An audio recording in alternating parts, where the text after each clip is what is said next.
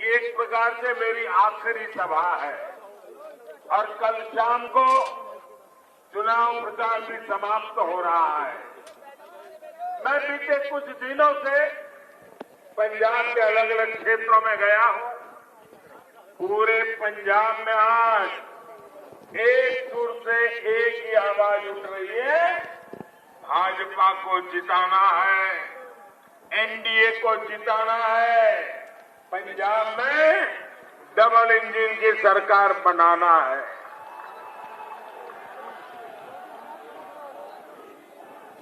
Double engine की सरकार का मतलब क्या?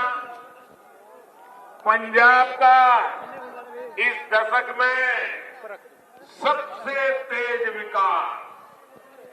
डबल इंजन की सरकार का मतलब पंजाब से रेत माफिया, ड्रग माफिया, इनकी विदाई। डबल इंजन की सरकार का मतलब है पंजाब की औद्योगिक इकाइयों में नई ऊर्जा भरना। डबल इंजन की सरकार का मतलब है पंजाब के युवाओं को रोजगार, स्वरोजगार के नए मौके देना।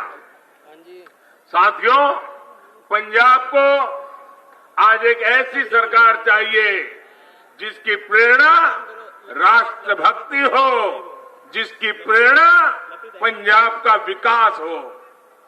बीजेपी पूरे समर्पित भाव से पंजाब के लोगों के सामने पंजाब की सुरक्षा का संकल्प लेकर, पंजाब के विकास का संकल्प लेकर के आई है। एक बार भाजपा को आपकी सेवा करने का मौका दीजिए। एक बार 5 साल मुझे दीजिए।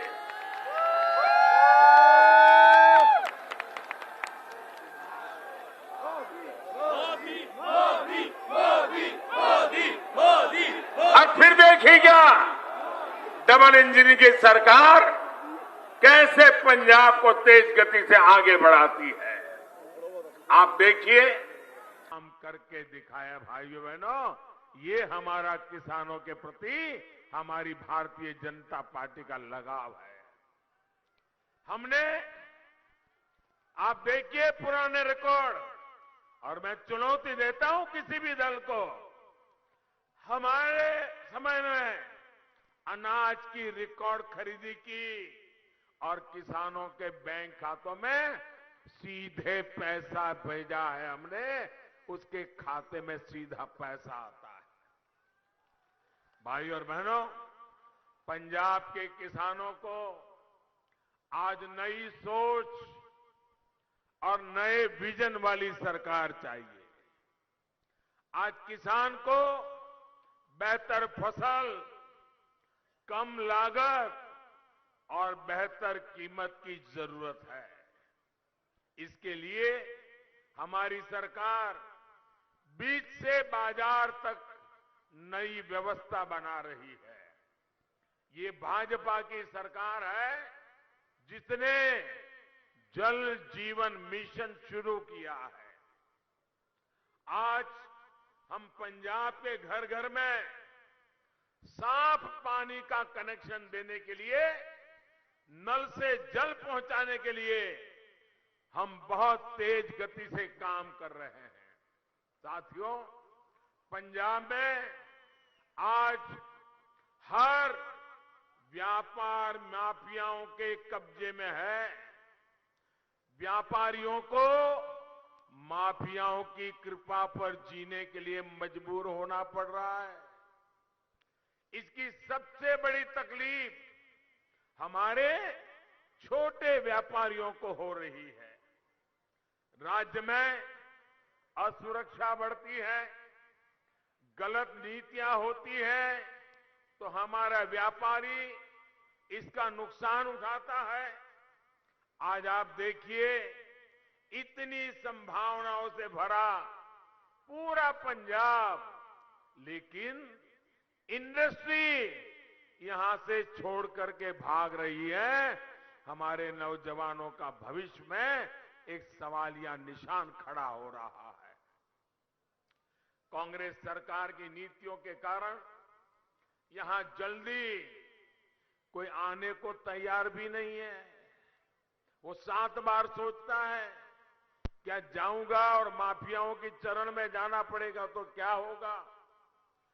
इन स्थितियों को भी डबल इंजन की सरकार ही बदल सकती है। आप मुझे बताइए, और कोई इसको बदल सकता है क्या? और कोई बदल सकता है क्या? एक भी सारे चेहरे याद कर लो, किसी में दम है क्या? भाइयों बहनों, ये अगर करेगा तो मोदी ही करेगा। ये आपकी जिंदगी को बचाने में एक रक्षा कवच के रूप में काम आ रहा है कि नहीं आ रहा है? आपके जीवन को बचाने के लिए भारत सरकार पूरी रात दिन काम कर रही है कि नहीं कर रही है? भाइयों बहनों, आयुष्मान भारत की वजह से, इस योजना की वजह से पंजाब के 11 लाख गरीबों ने अच्छे अस्पतालों में अपना मुफ्त इलाज कराया है। ये हमारी योजना ऐसी है कि अगर आयुष्मान भारत का आपके पास कार्ड है, इस देश के 50 करोड़ लोगों को इसका लाभ मिल रहा है। 50 करोड़, दुनिया के देशों की आबादी से भी ज्यादा लोगों को।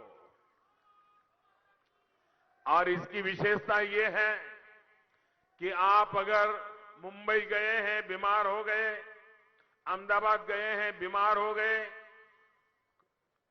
लखनऊ गए, बीमार हो गए, तो वहां की अस्पताल में इसी कार्ड से मुफ्त में तत्काल आपको डॉक्टरों से सेवा मिलेगी।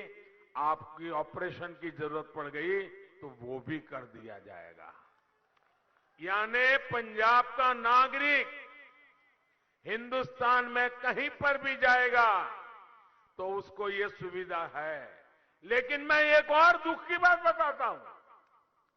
आपके पास कार्ड है, आप अहमदाबाद जाएंगे तो ऑपरेशन हो जाएगा, भोपाल जाएंगे तो ऑपरेशन हो जाएगा, लखनऊ जाएंगे तो हो जाएगा, लेकिन दिल्ली जाएंगे जहां मुख्यमंत्री जो बैठे हैं,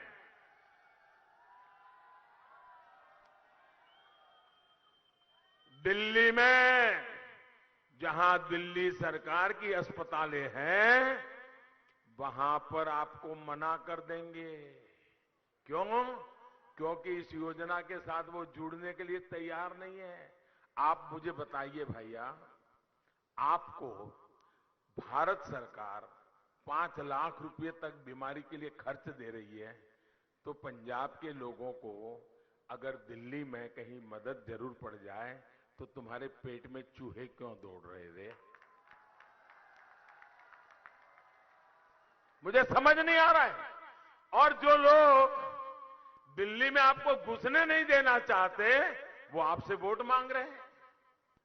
क्या ऐसे लोगों को पंजाब में कुछ भी करने का हक है क्या? है क्या? भाइयों बहनों, हमने जो आयुष्मान भारत योजना की बात बनाई है, इससे पंजाब के गरीबों के करीब करीब 2000 करोड़ रुपए बचे हैं। 2000 करोड़ रुपए। अब कल्पना कीजिए, गरीब के लिए 2000 करोड़ रुपए उसकी बीमारी में काम करने का काम दिल्ली में मोदी बैठ करके कर रहा है। भाइयों बहनों, ये हमारे दिल में आपके प्रति चिंता है। पंजाब में 300 से ज्यादा जन औषधि केंद्र चल रहे हैं और वहां पर जो बाजार में महंगी दवाई मिलती है, वैसी ही दवाई में कोई समझौता नहीं, कोई कॉम्प्रोमाइज नहीं, उसकी क्वालिटी में कोई कॉम्प्रोमाइज नहीं। लेकिन हमने जो जन औषधि केंद्र खोले हैं, जो बाजार में दवाई 100 रुपये में मिलती है, वो ही दवाई यहां 10 रुपये 20 रुपये में मिल जाती है भाइयों। ये काम हमने किया। हम कैसे मदद कर रहे हैं देखिए आप। अगर किसी के परिवार में बुजुर्ग मां बाप है, डायबिटीज हो गया, रोज उनको गोलियां लेनी पड़ रही है, इंजेक्शन लेना पड़ रहा है, अगर ये दवाइयां घर में ला दे, महीने का 2-2.5 हजार का खर्चा तो होता ही होता है। मध्यम वर्ग के परिवार पर 2-2.5 हजार का दवाई का बोझ लग जाता है। लेकिन अगर जन औषधि से ले आएंगे दवाई तो सिर्फ 100-150 रुपये में आपका काम चल जाएगा। हर गरीब परिवार का, मध्यम वर्ग के परिवार का 1000-1500 रुपया बचेगा कि नहीं बचेगा? बचेगा कि नहीं बचेगा? लेकिन हम इसके लिए अरबों खरबों की जाहिरात नहीं करते भाई। हम तो गरीब के लिए जीते हैं, गरीब के लिए काम करते हैं, मध्यम वर्ग के लिए जीते हैं, मध्यम वर्ग के लिए काम करते हैं। अगर हाई ब्लड प्रेशर है, अगर उन्हें ऐसे स्टोर में गए, बहुत सस्ते में दवाई मिल जाएगी। इन केंद्रों से भी हर साल पंजाब के लोगों को करीब करीब 300 करोड़ रुपयों का फायदा हो रहा है। यहां के नागरिकों को दवाई के खर्चे में 300 करोड़ की बचत। भाइयों बहनों, ये मदद है कि नहीं है? ये मदद है कि नहीं है? ये आपका भला करने के लिए है कि नहीं है?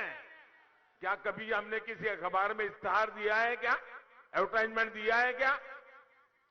इसी तरह हमारी सरकार ने जो स्टेंट के पैसे कम कराए हैं, हृदय की बीमारी हो, हार्ट का स्टेंट लगाना है, आजकल नी की बीमारी हो जाती है, 50-60 साल की उम्र के बाद शुरू हो जाता है, नी ट्रांसप्लांट करवाते हैं, इसमें भी हमने उसके दाम बहुत कम करवा दिए, कानून का उपयोग किया। और इसके कारण जिन जिन लोगों ने हृदय में अगर स्टेंट लगवाया है, हार्ट में ऑपरेशन करवाया है या नी ऑपरेशन करवाया है, उसके भी करोड़ों रुपयों की बचत हुई है। भाइयों बहनों, हेल्थ सेक्टर में काम कैसे होता है, इसके ये उदाहरण मैं बताता हूं। पीएम किसान भाई, गरीबों को पक्के घर के लिए अकेले पंजाब को 2000 करोड़ रुपए से के भी अधिक की राशि दी गई है। ये जरा आंकड़े जोड़ दीजिए, मैं तो कुछ ही बता रहा हूं, ये सारा दिल्ली से पैसा पंजाब की धरती पर उतारने का हमने काम किया है। साथियों, उजाला स्कीम के तहत हमने बिजली बिल कम हो, हमेशा हमेशा के लिए बिजली का खर्चा कम हो, आपकी जेब से ज्यादा पैसे न जाएं, एक स्थायी व्यवस्था बनाई और टेक्नोलॉजिकल सॉल्यूशन निकाला। इसके तहत एलईडी बल्ब हमने पंजाब में वितरित किए। इस वजह से गरीबों के बिजली के बिल में 900 करोड़ रुपए से भी अधिक बिजली का बिल बचा है। अगर मध्यम वर्ग के घर में 4 लट्टू वाले हैं तो उसका 1500-2000 रुपया बच जाता है बिजली का। भाइयों, ये लोग आज जो वादे कर रहे हैं वो एक प्रकार से आपके घर में रोशनी लाने का वादा नहीं है, आपके जेब के पैसे बचाने का वादा नहीं है। ये ऐसा रास्ता है जो पूरे पंजाब को कुछ ही वर्षों में अंधकार में डुबो देगा। बिजली के कारखाने चलाने की ताकत नहीं होगी, पूरा पंजाब अंधेरे में फंस जाएगा। ये रास्ता इन्होंने चुना है। आप मुझे बताइए, क्या पंजाब में अंधेरा आने देना है? अंधेरा आने देना है? अंधेरा आने देना है तो इन लोगों को दिल्ली में ही रोक लो भैया, आने मत दो यहां।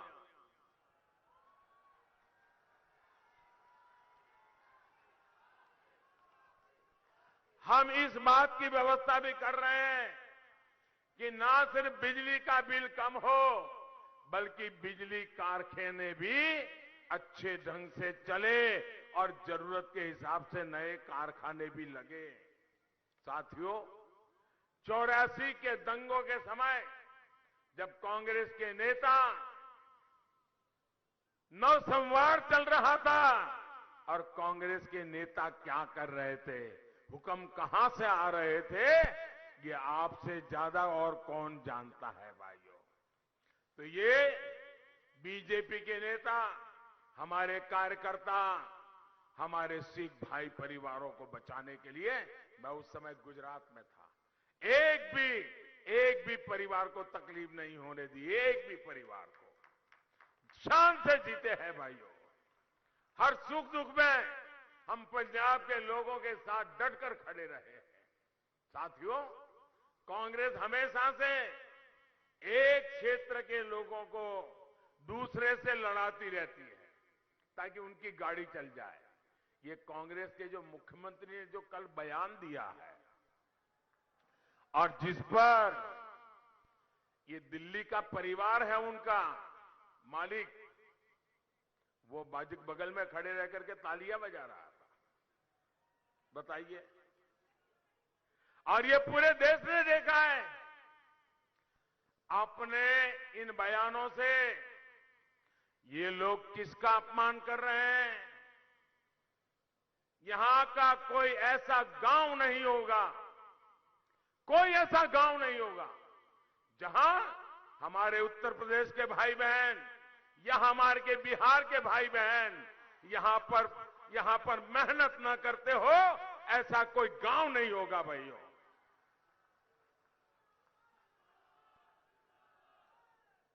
कल ही हमने संत रविदास जी की जयंती मनाई है, संत रविदास जी की जयंती मनाई है। मैं जरा इन नेताओं से पूछना चाहता हूं, आप मुझे बताइए, संत रविदास जी कहां पैदा हुए थे? क्या पंजाब में पैदा हुए थे क्या? संत रविदास जी उत्तर प्रदेश के बनारस में पैदा हुए थे, काशी में पैदा हुए थे। और आप कहते हो उत्तर प्रदेश के भाइयों को घुसने नहीं दोगे, तो क्या आप संत रविदास जी को भी निकाल दोगे? क्या संत रविदास जी के नाम को मिटा दोगे? क्या भाषा बोलते हो तुम लोग? इतना ही नहीं, मैं जरा पूछना चाहता हूं, गुरु गोविंद सिंह जी का जन्म कहां हुआ था? गुरु गोविंद सिंह जी का जन्म कहां हुआ था? पटना साहिब में हमारे गुरु महाराज गुरु गोविंद सिंह का जन्म हुआ था। और आप पटना में हुआ, बिहार में हुआ, और तुम कहते हो बिहार के लोगों को घुसने नहीं देंगे। तो क्या तुम गुरु गोविंद सिंह महाराज का अपमान करोगे?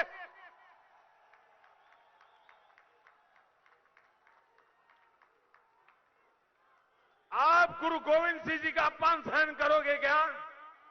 जिस मिट्टी में गुरु गोविंद सिंह जी ने जन्म लिया, उस मिट्टी का अपमान करोगे क्या? जिस मिट्टी में गुरु गोविंद सिंह जी ने जन्म लेकर के हमारी रक्षा की, उस मिट्टी के संतानों को पंजाब में घुसने नहीं देंगे, ये भाषा का प्रयोग करोगे क्या?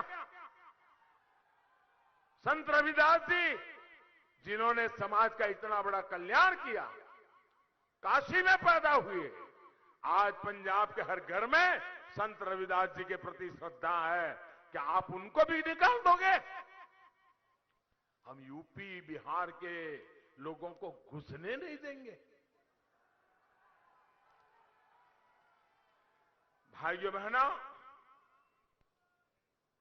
इस तरह की विभाजनकारी सोच को एक पल के लिए पंजाब में राज करने का अधिकार नहीं है। भाइयों बहनों, हमारा पंजाब सीमावर्ती राज्य है। इस पर सीमा पार से हमेशा नापाक नजरें बनी रहती है, गड़ी रहती हैं। इसलिए यहां जो सरकार बनेगी वो राष्ट्र प्रथम, नेशन फर्स्ट, इसके लिए प्रतिबद्ध सरकार होनी चाहिए। ढुलमुल रवैये वाले लोग नहीं होने चाहिए। जो लोग भारत को एक राष्ट्र ही नहीं मानते। देश की अखंडता, पंजाब की सुरक्षा ऐसे लोगों के हाथ में हम सुपुर्द नहीं कर सकते हैं। पंजाब वैसे भी आज अनेक चुनौतियों का मुकाबला कर रहा है। इन चुनौतियों में अब एक समस्या अस्थिरता वाली हमने किसी भी हालत में जोड़नी नहीं है। लेकिन आज कांग्रेस पंजाब को फिर से अस्थिरता की तरफ ले जाने का प्रयास कर रही है। साथियों, कांग्रेस की जो पार्टनर इन क्राइम एक नई पार्टियां आई हैं, वो भी एक के बाद एक रोज नए झूठ, रोज नई मनगढ़ंत बातें पंजाब में आकर बोल रहे हैं। वो लोग जिनकी दिल्ली में सरकार है, आप अगर इनकी सरकार को देखेंगे तो पता चल जाएगा कि ये लोग सिखों को, पंजाबियों को डगर डगर पर कितना अपमानित करते हैं, दिल्ली जाओगे तो पता चलेगा। आज पंजाब में आकर सिखों को झूठ बोलने वाले इन लोगों ने दिल्ली में एक भी सिख को न मंत्री बनाया है। इतना ही नहीं, ये पंजाब को नशा मुक्त करने की बात करते हैं, लेकिन दिल्ली में हर स्कूल कॉलेज के बगल में शराब के ठेके खोल करके बैठ गए भाइयों। ये कैसे झूठ बोलने में महारथी है और हर पल आराम से झूठ बोलना, आराम से पलट जाना, कोई परवाह ही नहीं। दिल्ली में प्रदूषण बढ़ता है तो ये पंजाब के किसानों को गाली देते हैं। दिल्ली की हवा खराब हो गई, आपने देखा होगा, ये सब अवेलेबल है कि मैं कह नहीं रहा हूं। अब दिल्ली में जाओ तो पंजाब के किसानों को गाली दो और यहां आकर के किसानों को गले लगाने की बात करो, किसी के गले उतरेगा क्या? तो सत्ता के लिए अलगाववादियों से भी हाथ मिलाने को तैयार है। सत्ता पाने के लिए इन लोगों को अगर देश भी तोड़ना पड़े तो ये उसके लिए भी तैयार है। इनका एजेंडा और देश के दुश्मनों का एजेंडा, पाकिस्तान का एजेंडा अलग है ही नहीं। इसलिए ही ये सर्जिकल स्ट्राइक पर पाकिस्तान के सूर में सूर मिलाते हैं। इसलिए ही ये पंजाब में ड्रग्स के नेटवर्क को बढ़ाना चाहते हैं। इसलिए ही ये बॉर्डर पर बीएसएफ के बढ़ते अधिकारों के खिलाफ आवाज उठाते हैं। यही इन लोगों का मंसूबा है, यही इनकी सोच है। लेकिन साथियों, अराजकता और अलगाव के नशे में डूबे इन लोगों को पता नहीं है ये मेरा पंजाब है क्या।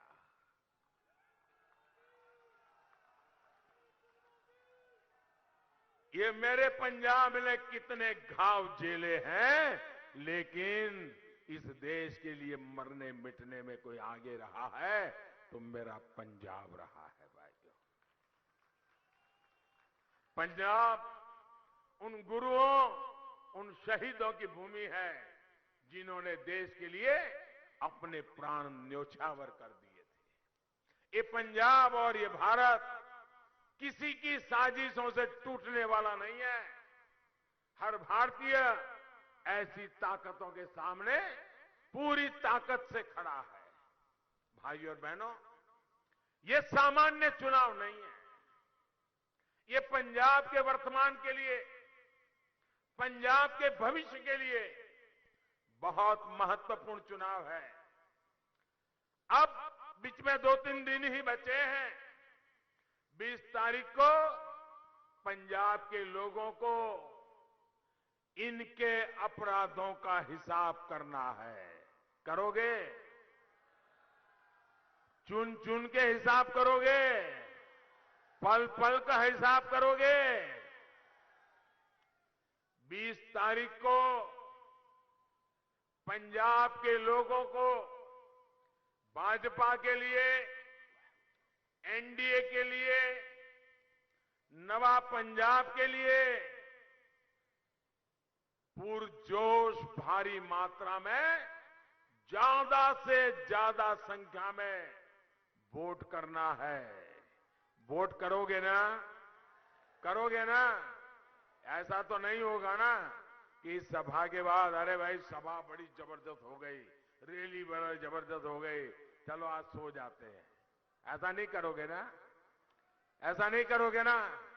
घर घर जाओगे, एक एक मतदाता को मिलोगे, देश की बात बताओगे, पंजाब के उज्जवल भविष्य की बात बताओगे, यहां के नौजवानों के कल्याण की बात बताओगे, यहां की माताओं बहनों की भलाई की बात बताओगे, लोगों को मतदान के लिए तैयार करोगे, कमल पे वोट डलवाओगे, एनडीए के साथियों को वोट डलवाओगे। भाइयों बहनों, मैं विशेषकर से मैं उन नौजवानों से भी आग्रह करना चाहता हूं जो जीवन में पहली बार वोट देने के लिए जाने वाले हैं, जो फर्स्ट टाइम वोटर्स हैं।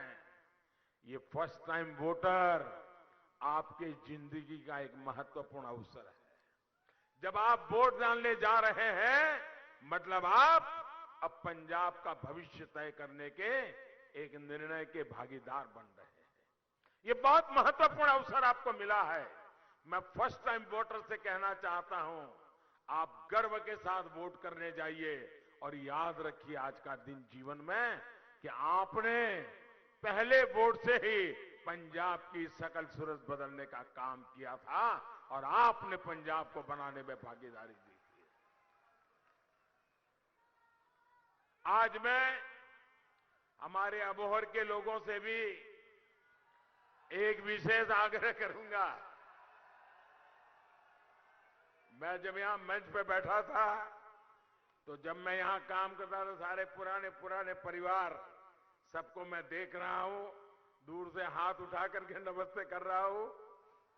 आप सबके बीच में लंबे अरसे तक काम करने का मुझे मौका मिला है, लेकिन आपसे अबोहर के मेरे साथियों को मैं एक विशेष जिम्मेवारी देना चाहता हूं। मुझे बताया गया कि हमारे उम्मीदवार को कोरोना के कारण अब बाहर निकलना मुश्किल हो गया है, तो अभी 2-3 दिन आप ही को हर यहां का नागरिक ही उम्मीदवार है। अब हमारे उम्मीदवार कोरोना के कारण ना आ पाए, हर व्यक्ति हमारा उम्मीदवार है, हर कार्यकर्ता हमारा उम्मीदवार है। हमें मिलकर के अबोहर में 2-4 दिन उनको थोड़ा रेस्ट करना पड़ेगा, आइसोलेशन में रहना पड़ेगा। उस काम को हम निभाएंगे। निभाएंगे क्या? एक एक कार्यकर्ता इस बात को निभाएगा। देख के हम मिलकर चलेंगे। एनडीए के हमारे साथी श्रीमान ढींडसा साहब, कैप्टन साहब, हम सब मिलकर के पंजाब के सपनों को पूरा करने में कोई कमी नहीं रहेगी। इसी आशा के साथ आप सभी का बहुत बहुत धन्यवाद। दोनों मुट्ठी बंद करके पूरी ताकत से बोलिए भारत माता की, भारत माता की, भारत माता की। जो हमारे उम्मीदवार हैं इस चुनाव में, उनसे मेरी यह प्रार्थना आगे आ जाए ताकि मैं भी आपके साथ खड़ा हो जाऊं, हरदीप जी भी आ जाएं। भारत माता की, भारत माता की। बहुत बहुत धन्यवाद। भारत माता की बोलो। पंजाब ते पंजाबीयत दा परछावां, पंजाबी साडियां बावां। ABP सांझा हुण देखो अपने टीवी स्क्रीन ते टाटा प्ले चैनल नंबर 1929 ते। ABP सांझा देखण लई अपने केबल ऑपरेटर नूं अज ही संपर्क करो। ABP सांझा, जोश, जज्बा, जुनून।